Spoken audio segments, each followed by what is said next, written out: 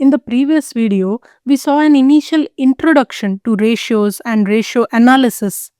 We also discussed the objectives and advantages of ratio analysis. Now, let us discuss the limitations of ratios and ratio analysis, and let us see how these ratios are classified.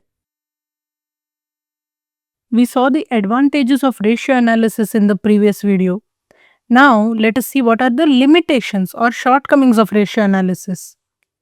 Firstly, ratio analysis is an analysis of ratios. These ratios are calculated based on the quantitative values of all the items appearing in the financial statements. Therefore, ratio analysis considers only the quantitative aspects, and qualitative aspects which may have a considerable bearing on any major decisions are left out of ratio analysis. For the various items appearing in the financial statements, there can be vast differences in the accounting policies and procedures used. Due to such differences, it is difficult to perform inter-business comparisons since such comparisons may lead to distorted and inappropriate conclusions. We have already seen that values of the items appearing in the financial statements are to a large extent affected by the personal judgment, integrity, and competence and opinions of the person preparing the financial statements. As such, when ratios are calculated, they may not yield appropriate results as the values in the financial statements are affected by different personal qualitative aspects of the persons preparing such financial statements. Hence, ratio analysis cannot neutralize the personal competence, judgment, opinion, and integrity involved in arriving at the values of items in the financial statements. It can only calculate and analyze ratios on the basis of available values of items. Ratio analysis is done for ratios calculated after the financial statements are prepared. Hence, the information used to calculate the ratios is historical data.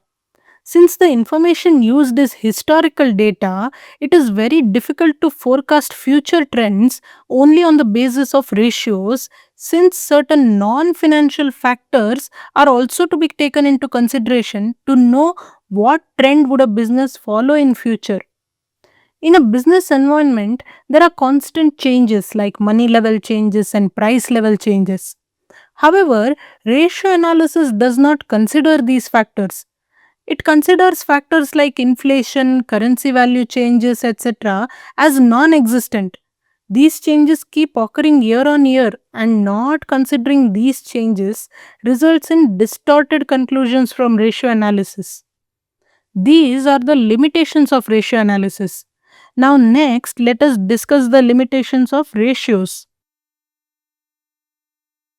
Firstly, ratios are means to an end rather than the end by itself. This means that just by calculating the ratios, we cannot reach a final conclusion. Further analysis of such ratios are to be worked out in order to reach meaningful conclusions. Then, there are no universally accepted set of standardized ideal ratios. In the absence of the same, the conclusions drawn from the ratios calculated may vary vastly from business to business. In certain definitions of certain concepts used to calculate ratios, there are a lot of gray areas and lack of a concrete standard definition. In such a scenario, there could be differences in the items picked from the financial statements for calculation of ratios. Such differences in computation methods makes it difficult to have comparisons of ratios of different businesses and to arrive at a meaningful conclusion. Ratios give useful information when calculated using the appropriate items from the financial statements as per the needs of the organization. However, ratios calculated using unrelated items or ambiguous items does not yield any meaningful result and is a futile exercise. Calculation of ratios can lead to identification of many issues that would otherwise be unnoticed. However, the ratios can only highlight an issue, but it cannot provide any solution to counter such identified issue.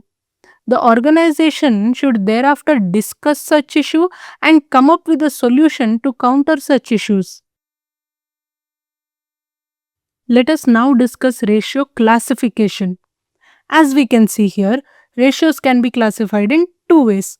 Either they can be classified as per traditional classification or as per functional classification. Let us discuss each of these classifications in further detail. Under the traditional form of classification of ratios, the ratios are classified on the basis of items taken into consideration and within which financial statements such items are recorded. Accordingly, on such basis, the ratios are classified as statement of profit and loss ratios, balance sheet ratios, and composite ratios. As the name suggests, the statement of profit and loss ratios are ratios that are calculated using variables from the statement of profit and loss.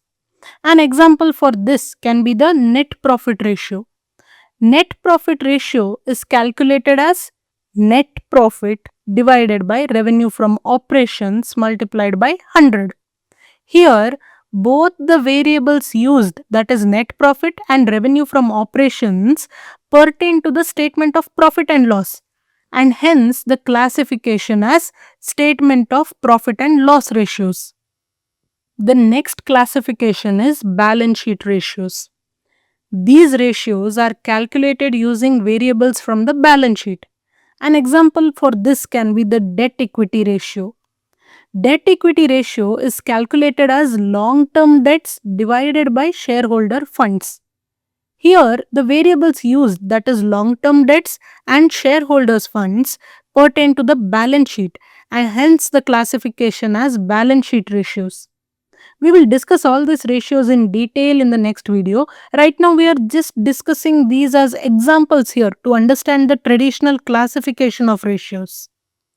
The third classification is composite ratios. These ratios are calculated using one variable from the statement of profit and loss and another variable from the balance sheet. An example of this can be fixed asset turnover ratio. Fixed asset turnover ratio is calculated as net revenue from operations divided by net fixed assets.